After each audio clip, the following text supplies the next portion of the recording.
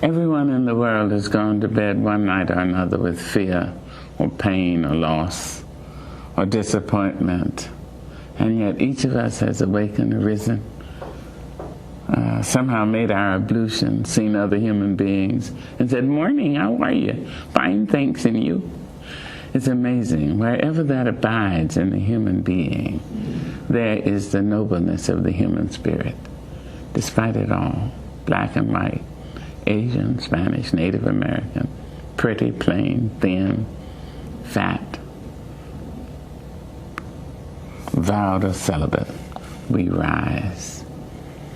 You may write me down in history with your bitter, twisted lies. You may trod me in the very dirt, but still like dust, I'll rise. Does my sassiness upset you? Why are you beset with gloom just 'cause I walk as if I have oil wells pumping in my living room? Just like suns and like moons, with the certainty of tides, just like hope springing high, still I rise. Did you want to see me broken? Bowed head and lowered eyes, shoulders falling down like teardrops, weakened by my soulful cries. Does my sassiness upset you? Don't take it so hard just 'cause I laugh. As if I have gold mines digging in my own backyard. You can shoot me with your words. You can cut me with your lies. You can kill me with your hatefulness. But just like life, I'll rise. Does my sexiness offend you? Oh, does it come as a surprise that I dance as if I have diamonds at the meeting of my thighs? Out of the huts of history's shame I rise. Up from a past rooted in pain I rise. A black ocean leaping and wide, welling and swelling, I bear in the tide. Leaving behind nights of terror and fear, I rise. Into a daybreak miraculously clear, I rise. Bringing the gifts that my ancestors gave. I am the hope and the dream of the slave. And so, naturally,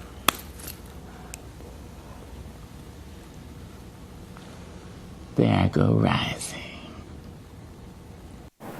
Good evening to you, Guyana. I'm Esther Gittins, your moderator for this evening. I'm sitting in for our regular moderator, Brother Jonathan Adams, Vice Chairman of the Guyana Reparations Committee. This evening in studio with us is Brother Eric Phillips, Chairman of the Guyana Reparations Committee, or the big man that they sit down there, according to some of our fans.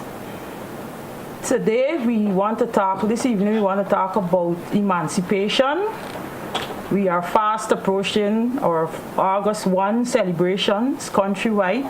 Several places they are having mega events. As we know, Guyana attained emancipation in 1834, or more popularly accepted 1838, which brings us to 180 years of emancipation celebrations here in Guyana. This evening, Brother Eric Phillips will unfold to you many layers surrounding our emancipation here in Guyana. I would like to throw the first question to you, Brother Eric. What does emancipation mean to us here in Guyana? And what is emancipation? Well, first of all, thank you for hosting tonight. Emancipation is rapidly coming. Yes. The Emancipation Act of 1833 indicated that 1st of August 1834, we will have emancipation. But in reality, it was partial freedom because the freed, or so-called freed, had to work for another 4 years in an apprenticeship program. So emancipation in reality, there was freedom for enslaved people, In Guyana, that was freedom from slavery after over 200 years. And so for us in Guyana, we look at 1838 as the true date, which gives us 180 years of freedom. Emancipation means many things to many people. For us as Guyanese, it should mean the beginning of a modern Guyana, even though it was not called Guyana at that time. And that's simply because prior to emancipation, there were people who were enslaved. And after emancipation, people weren't. All of the indentured servants who came here, beginning with the Portuguese, then Indo-Guyanese, Chinese, they came here as free people. And so emancipation for them, they should see it as the beginning of a modern nation in Guyana in which they came free. And that freedom was fought for by enslaved Africans. We had the the famous Coffee War. We had the 1823 uprising, where over 50,000 enslaved Africans rose up. We had Damon. All these things were part of the process in which those who were enslaved in Guyana fought against slavery. Of course, 1834 came about not only because of our 1823 war, but because in Jamaica there was another massive rebellion. So emancipation means freedom for us. It means the beginning of really the state of Guyana in its truest sense. Okay, so as far as I've gathered, it means that it's us Africans, we are the ones who actually struggled and fought and revolted for Guyana to gain emancipation. Yes, most people don't realize that 450 plus Africans were brought to Guyana.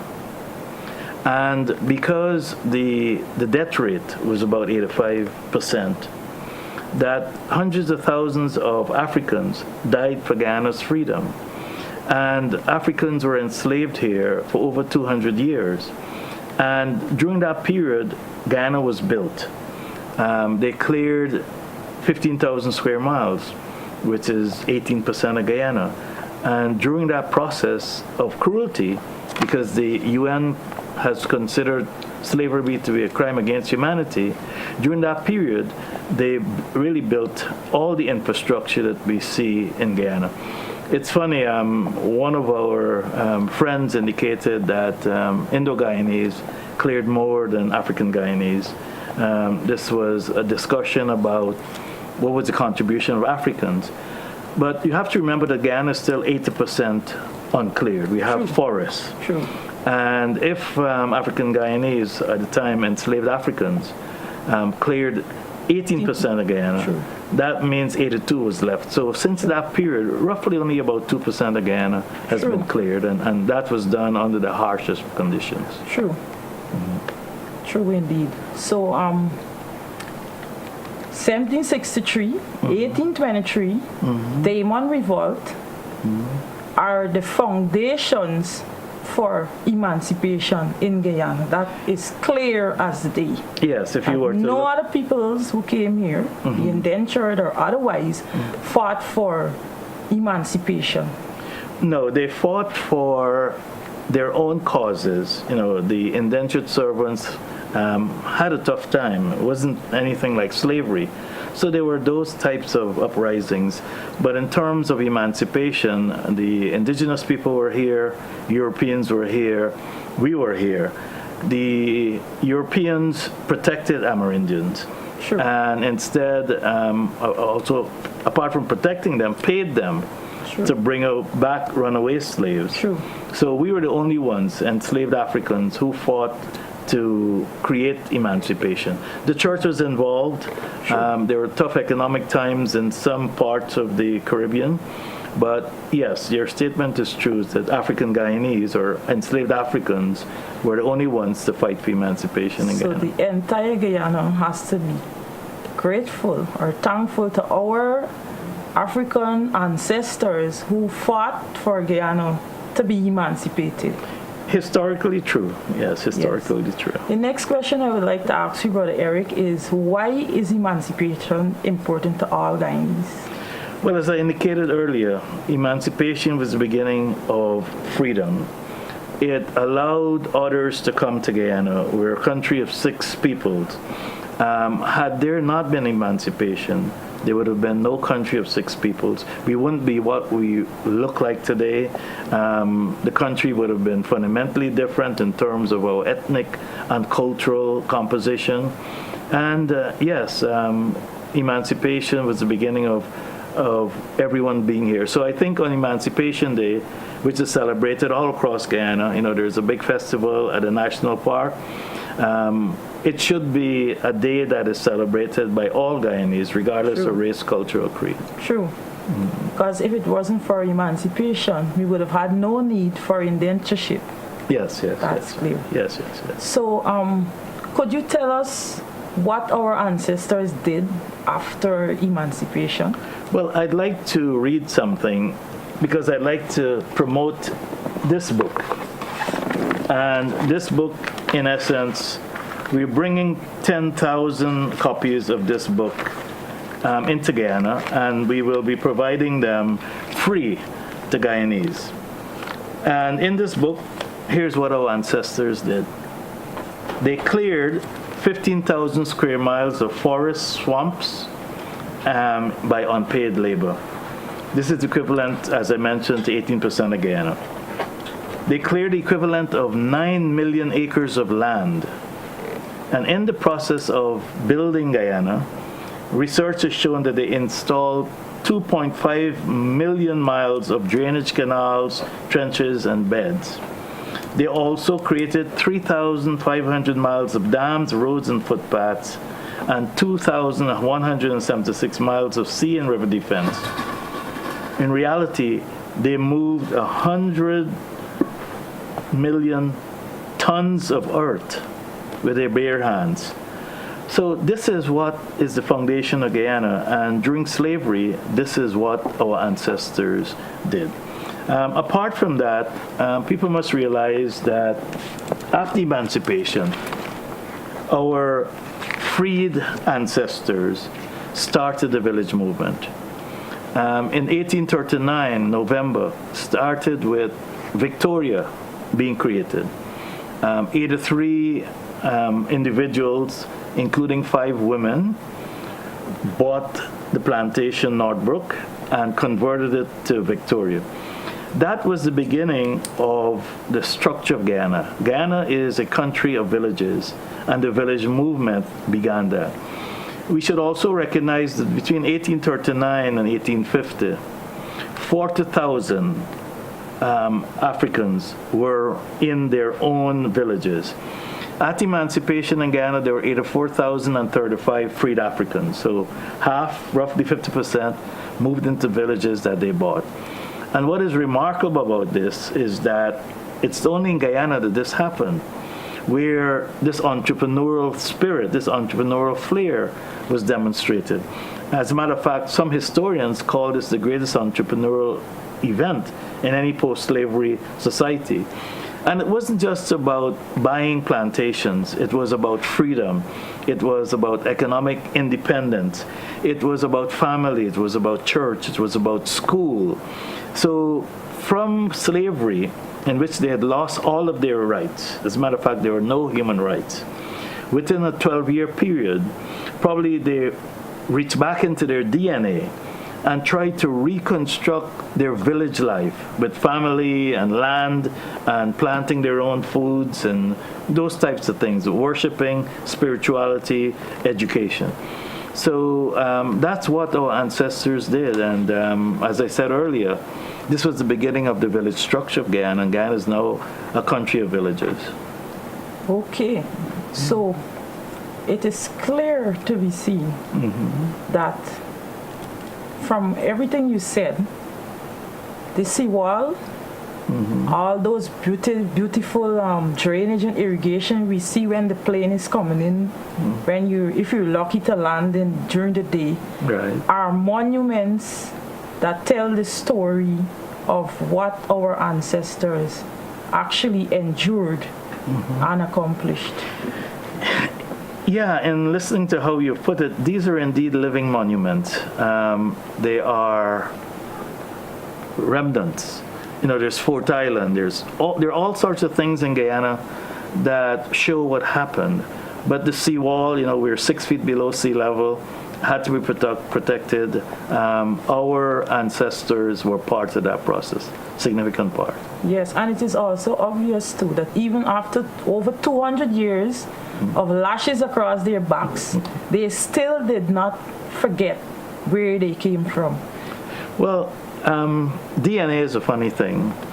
You always resort back to it directly or indirectly. This symbol here is in Kofa, which indicates that in order to move forward, you need to understand your past. And I believe that the movement to villages right after emancipation was a natural instinct, an instinct that was in them, because it's very difficult to understand after 200 years of being inhuman or being looked upon as property, of having no rights, of owning nothing, that you would save your money between 1834 and 1838. Save your money, which you got after overtime. You worked for 35 hours, and then you got pittance for your overtime. But they grew crops, and they sold crops. Some of them went into the interior to start to diversify the economy, to get into mining. And so, yes, they resorted back to what was natural to them, and that had to come from their memory of Africa, which is instilled in their DNA and their genes. What fascinates me most is that they didn't buy villages. They bought plantations, Right. which they developed into a source of livelihood. It had a church, it had a school, it had businesses, and they supported each other. Yeah. So what this says to us today is that we have not lost anything. We have not lost those qualities that our ancestors had.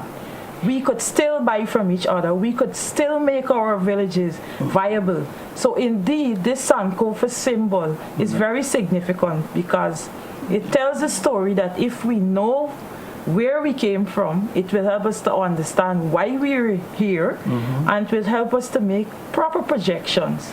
Yeah, identity is an issue in Guyana. We're not certain who we are. We're called Guyanese, and of course, depending on the politics of the day, you're Afro-Guyanese or Indo-Guyanese or Portuguese or whatever it is. But the people need to know their identity. And as I say to people who argue with me when I say I'm African Guyanese, I say to them, if I jump in a plane and I go to any part of this world, the first thing they'll recognize is that I'm African. True. Because they don't know where I came from. And that is my identity. You look at China's growth now. A lot of Chinese are in universities all over the world. True. They go back to China to build China. Of course. And so for me, we still have those qualities in ourselves. True. Our history says we were communal people. We do things collectively. We were brought into a society of individualism. So we have lots of people striving to be individualistic for individual wealth. When for us as Africans, we've come from a tradition of collective wealth, of working together as a family. True. Where land is generational wealth, is passed on. True. So yes, indeed, as we think about 180 years after emancipation, we should be thinking about who are we? We're all Guyanese. We all are. All of us here are born in Guyana. Most of us. This is our home now. We have to make Guyana work. But we have to find unity, and you only find unity if you first understand yourself. True. If you don't understand others, if you don't understand yourself, how could you understand others? True. So that's the challenge we have, especially now that we've found oil, and you see this unity again, the arguments in the paper. True. We have to figure out who we are. But for me personally, and I lived 7.5 years in Africa, I'm African and I'm Guyanese. The two are not contradictory. As a matter of fact, I'm a better Guyanese because I know I'm African. True. And so those are the types of things we have to sort I through. agree. And the question I ask myself is, you never hear Porto-Guyanese or Chino-Guyanese, but you hear Afro-Guyanese and you hear Indo-Guyanese. So we need to look deep within ourselves and truly know who we are and define ourselves for ourselves.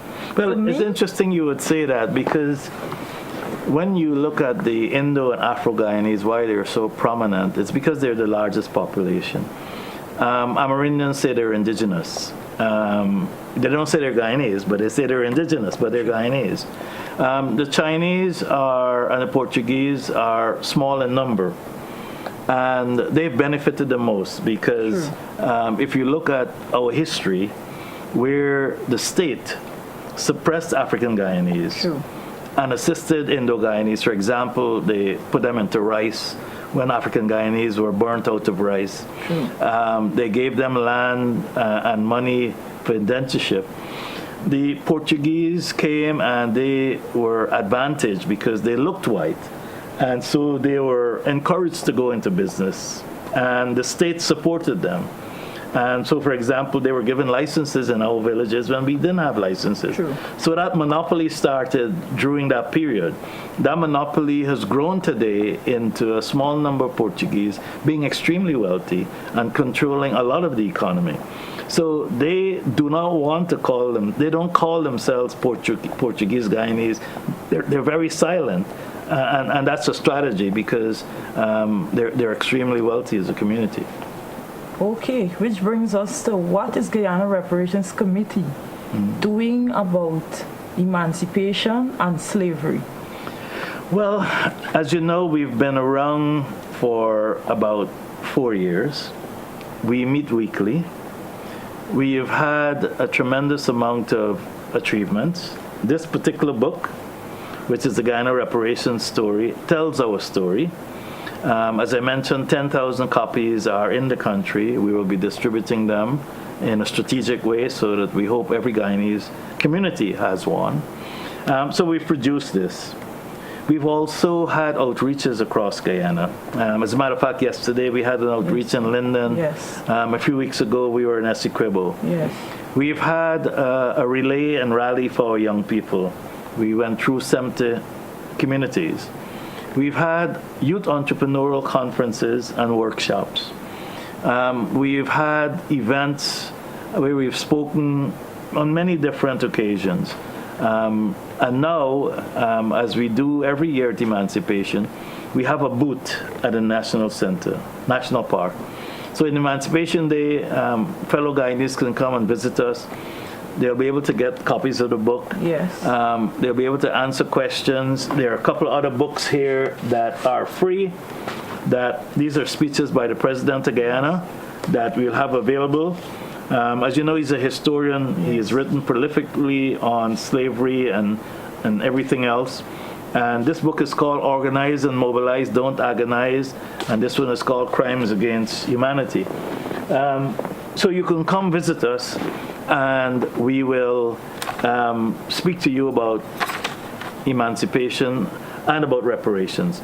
In terms of reparations, we're in the middle of working with our lawyer, and he was on this program a few weeks back, Rear Admiral Gary Best, to put together with others an ancestral rights bill. We firmly believe that African Guyanese deserve reparations. And why do I believe that? Well, first of all, reparations is given when there's a crime against humanity. And slavery was considered and is considered and is a crime against humanity. We're part of the CARICOM Reparations Commission, and they're seeking reparations from 8 European countries. But in Guyana, we already have a precedent in which the Amerindian Act of 2006 was an act of reparatory justice, in which the Amerindian community was given 13.8% of Guyana. They were facilitated into forming a Tashaus Council of their leaders, and there's an Amerindian Development Fund. Now, we believe that since that precedent was set, that we who built Guyana, and I shared with you all the things we did in clearing 18% of Guyana and the thousands of people who died to build Guyana, we believe that the state of Guyana also should give African Guyanese reparations. And we're claiming 18% of Guyana. We're also making the further statement that how can you not give us reparations if 3 of the 9 groups indigenous groups, who received reparations, who received 13.8% of Guyana, 3 of those 9 groups weren't here before us. One group came in the 1800s, the YYs. There were only 300 of them. The Wapishanas and the Makusis came here 100 years after we came, but yet they were given reparations. So in terms of emancipation, we're acknowledging that our ancestors fought for freedom. We're acknowledging that hundreds of thousands of them died. We're acknowledging that they built Guyana. And so the Guyana Reparations Committee is putting together an ancestral rights bill following our participation in the Land COI, the Commission of Inquiry, to claim land justice. Now, the second thing we're doing in terms of reparations is we are putting together a legal structure that's a perpetual trust. And by that I mean, instead of what people believe should happen, that is that individuals should be receiving reparations, we believe that all reparations, especially the land, should be put into a perpetual trust that benefits all African Guyanese. Now, the way that works is that we will have a trust with 15 trustees from the villages. So on a rotation basis, every 2 to 3 years, we will have our communities, whether it's Victoria or Den Amstel or Queenstown or anywhere in Berbice or Linden, we will have them have their leader be on that trust. And those 15 persons will choose a chairperson from themselves. In addition to those 15, we will have 7 additional trustees who are technical people, business people, lawyers, people who can work with the other trustees to make sure that the land, the money is spent properly, is spent communally. So those 7 will have a single vote, whereas the 15 will have a vote each. And if there's a tie, then the chairperson will have the deciding vote. By this mechanism, it means that generationally, all descendants of Africans, whether you have Portuguese and you are Chinese or Indian or Amerindian, once you're a descendant of an African descendant in Guyana, you will have the right to apply for benefits of the trust. Say you wanted to do 100 acres of agriculture.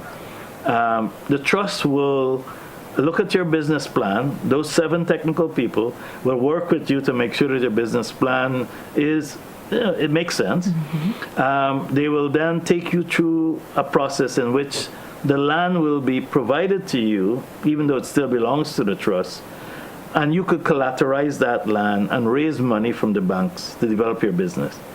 And the trust will get a benefit from it also, and that benefit will be stored. So for example, if our young people want to go to university, they can apply to the trust, and the trust will give them a scholarship. So there are many things that the trust will do, but it's a perpetual trust, and over time we anticipate that all of our village leaders will be on that trust and will be able to make decisions. Which brings me to the other issue about emancipation and reparations. It's about the International Decade for people of African descent, and I know you're heavily involved in that. The theme for the International Decade is recognition, justice, development. Recognition of the crime of slavery, justice through reparatory justice, and then development through the resources we've gotten from reparatory justice. And I believe strongly that, like the Tashaus Council, African Guyanese should form in the decade an equivalent council where our village leaders from all across Guyana can come down to Georgetown, similar to what indigenous people did last week for 4 days, and meet once a year so that we can discuss our economic issues. We can discuss the crisis in education, what's going on with our young boys, and what's going on at Common Entrance or Grade 6. We should be looking at all the different things that impact us, employment, whether there are drugs in our community, what are the social issues facing us. And during that week, we bring in all of our experts and we develop plans and strategies so that we can move forward collectively. Because part of reparations is about healing. It's not just about the resources, the land, the money, whatever it is. It's about how we start to build our self-esteem, how we start to believe in ourselves, how we start to help each other, how we start to treat each other better, to love each other. Right now in society, there's a lot of disunity. Part of it is the culture we've come up in, where they have 6 races competing, some with lots of resources, others without. And unfortunately, a lot of government actions have created this further inequality. And in our Guyana Reparations Committee, we wrote another book, 49 pages, which spoke about why Africans are where they are today in Guyana. And we identified 15 steps. And those steps were all acts of government, whether it was the British government, the Dutch government, whether it was during colonialism, whether it was after independence. Those acts are what have created the inequality. Because if you were to even look at the last government, where there's a tremendous transfer of state assets, whether it's contracts, forests, jobs, there was a large transfer of wealth from during the last government to the Indian community, and that further increased the inequality. Now that there's oil, that inequality shows itself very, very starkly. Because if you were to look at the types of businesses that are participating in the oil industry, it's mainly groups who have created wealth because of that inequality. So there are Indo-Guyanese involved, there are Portuguese involved, but there are very few Africans involved. Because that inequality in resources, in assets, in having banking assets, in having land, and having capital, that is part of the process why today, even as oil is being produced, African Guyanese are left out. So part of the International Decade is for us to come together to define our issues. We're all Guyanese, but there are particular issues in our community that we need to fix. We need to find problems. We need to define the problems and find solutions. And that way, Guyana becomes stronger because you'll have all races with equity and all of us believing that we have equal access to everything that happens in Guyana. Not that one group gets all the contracts or all the jobs or all the land. It must be a process whereby every Guyanese should have equal access to all of the patrimony. And our patrimony is significant. We don't realize how wealthy we are, and this is part of the problem. We have oil, which is the #1 product in the world. We have water, which is probably the #2 product in the world, lots of water. We have gold. We have forests. We're one of the few countries with forests. We have manganese. We have rare earths. We can grow 200 fruits and vegetables. There are so many resources here that if we had the right system, all Guyanese would be wealthy. However, what we've inherited from colonial days, from slavery, from indentureship, is a process of divide and rule, and the result has been racism, where and racism is a political process where one group is given preference to another. So there are a lot of things that the Guyana Reparations Committee is looking at. We're trying to figure out during the international decade how to work with other organizations to promote different things. I know that we're leading the land issue because that's our mandate to obtain reparations. But we have to worry about education, because in an oil economy, technical skills are going to be highly valued. Science, technology, engineering, math. What is happening with our young people? And it starts in the home.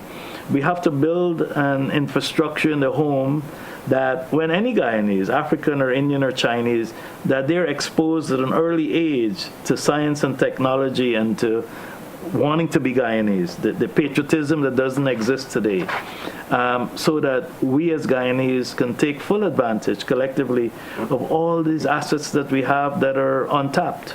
True. So then it is obvious, Brother Eric, seeing as 15 discriminatory acts have been perpetrated on us, it means we are not in this economic chokehold by chance. No. This was deliberate.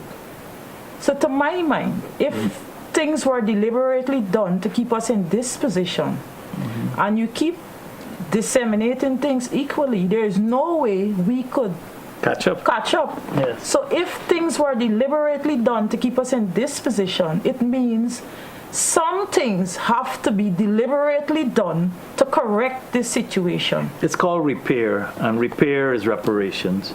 And in Guyana, it's a difficult issue, because there's this belief that Africans are where they are because they're lazy and because they're unintelligent.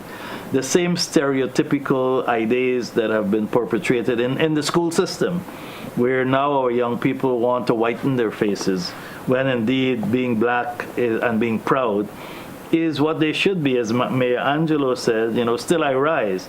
And, when I went to Queen's College, it didn't matter what race you are, we were all bright.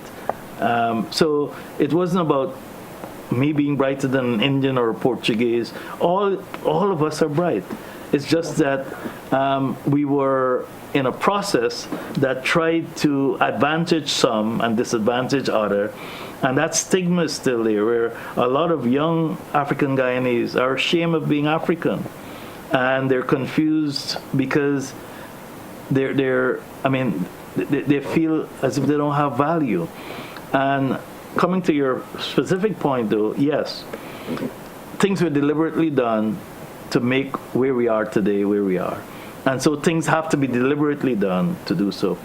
I don't know if the government, today's government, has the will to do that.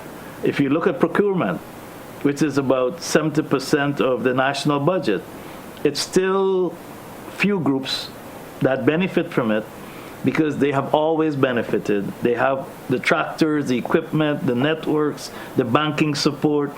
So to say to us today, go and compete equally, is ridiculous. You can't have a hare competing with a horse. No way. And so there has to be steps. The United States took steps to do it. South Africa is taking steps. All over the world, enlightened people take steps. But in Guyana, we're caught in this ethnic political battle where if the government does something that should be done for Africans, Indians complain, or there's a claim of the government is being racist. When in reality, when you look at Gaisuku, the government is putting billions of dollars in Gaisuku. Nobody is saying that the government is racist and helping Indians. So we have to become smarter. We have to embrace each other. We have to be honest. True. And one of the things we hope will happen is that history be taught in schools. Sure. Because the political entrepreneurs and the racial entrepreneurs provide a lot of misinformation about what has happened in Guyana. True. So many young Africans don't know they built Guyana. True. Many young Africans don't know how many thousands of Africans died to build Guyana. Many of them don't know that they've come from a great heritage. They've built all sorts of things, pyramids. The pyramid of Cheops, which is 135 stories high, is in the Earth's center of landmass. We had all sorts of achievements throughout history that are hidden because our history books, we don't teach history. And it's quite shameful, because how can you have social cohesion if there are all these mistruths? And of course, we need the correct history taught in the schools. I believe that we should get Clem C. Turan, who is a preeminent Indian historian who teaches in the UK, with our local historians here. We have many of them to sit down in a room and write our history correctly. Let the chips fall where they fall. Whatever has happened, let's document it. Instead of saying things like Chetty Jagan is the father of the nation. How could he be father of the nation when it was 1763 that the war was fought, when emancipation was in 1838? He wasn't here. True. So to make the argument that Chetty Jagan is the father of the nation is racist, because it's perpetuating a racist lie that doesn't rely on historical facts. And so until we can write our history correctly and teach our young people correctly, we wouldn't embrace each other. And that's the challenge we have. And hopefully emancipation gives our people a chance to reflect on truth. True. We have the beacon of truth, which is full of mistruths. We have all these different things out there. We need to look at ourselves honestly and find a solution. Because if we don't, all this oil and everything we're finding, the benefit will go to others and not us. So we need to come together, have our corrective history taught, respect each other, and that begins with self-respect, and find a solution where we can all become Guyanese in the true sense, where we have equal access to everything, and where we can come together and be patriotic and make sure that the contracts we sign with others are to our benefit. Part of the problem is that a lot of things were done in secret because one group didn't want the others to know, and that's shameful. You know what is startling? For instance, Amerindians, they have their own languages, they practice it. It is even being put into textbooks. And radio stations. The Indians have their language, the Chinese practice their language and their customs. Everybody practice their language and customs.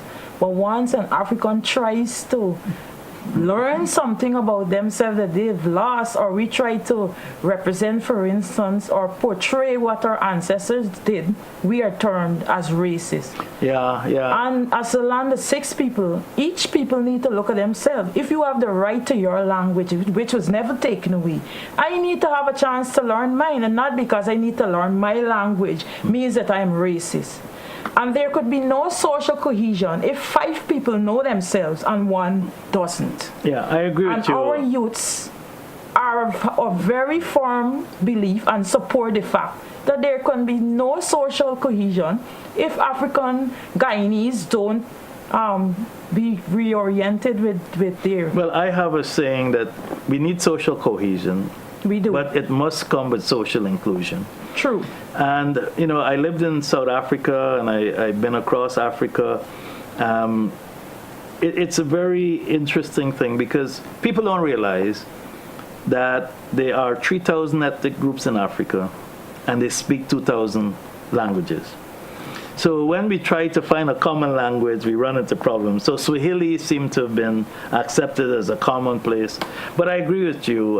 We should have the right, each of us, to express our culture. And culture is not just food and music and clothing, which is what Guyanese believe it is. Culture is about spirituality. We need to practice our own religions. Culture is about the way you look at power systems. Culture is about economic philosophy. True. And all of those things we've seen in Africa, because the village movement represented that. That was a economic philosophy of coming together as a community, working communally, buying land together, growing it together. That's our philosophy. And if you were to look at the Chinese and why they're dominating the world, they are focused on Confucianism. And that, again, is about the collective, not about the individual. And so we need to go back to our roots. We need to understand ourselves, as Marcus Garvey said, that if you don't know your culture, you're like a tree without water. And the other thing which is important that we don't do in Guyana, we don't celebrate heroes. We don't have icons that our young people can look up to, role models. You go to Jamaica, Marcus Garvey, Nana, Bob Marley, all over Jamaica. We have heroes. But because of our political and ethnic cleavage, if somebody were to put up an image of Burnham, Indians are told not to honor him because he was so horrible. If an image of Jagan is put up, then it's another story. But they're national heroes. They're national heroes, so we need to celebrate our national heroes, male and female. Sure. And that's another thing. We don't know who our female heroes are. True. We don't know about African Jeanette. No. So that is something we need to do. And before I forget, because I know there are a lot of things going on the 30th of this month, we will be part of a reparations event at the University with the University of Ghana, in which we'll have Professor Vereen Shepherd from Jamaica. We also, on Wednesday, have been invited to an event that celebrates 100 years of Mandela. And so I'm encouraging the people in the audience to attend those events because they're important events. Mandela is a global hero. We should embrace him. There are lots of people we should be embracing that are not only Guyanese heroes, but are global heroes. Well, Brother Eric, I know you could go on and on and on. It's a pleasure to be in association with you. Mm-hmm. Each time we are exposed to you, we learn a lot. Mm-hmm. And the people our viewers look for you. They feel neglected when you're not here. Mm-hmm. Our technician has just signaled that we have to wrap up. But before we wrap up, I would like to say that we have some upcoming events. Don't forget 4th of August Emancipation Celebration in the National Park and countrywide. I know number 53 and Hope Town, and there are other places. Just check the newspapers or wherever and get the information and make sure you attend. There is also the house in Ayabingi is celebrating the birth of Haile Selassie on the 23rd of July. It actually starts tonight with the fire key lighting, and the celebration goes until the 30th, where we have people coming from all over the country, and the celebration is being held at the Central Tabernacle in Linden. Also, don't forget we have Ikemba, Youth for Reparations, which is broadcasted right here every second Thursday at 9:05. And we also have our weekly meetings at the Museum of African Heritage. It begins at 5:30 religiously every Thursday, and it is open to the public. With that, I would love to say that this program comes to you under the auspices of the Ministry of Presidency, Department of Social Cohesion. With you here tonight is Brother Eric Phillips, Chairman of the committee. I am the Secretary, Esther Gittins. And with that, until our next program, I would like to say, reparations now.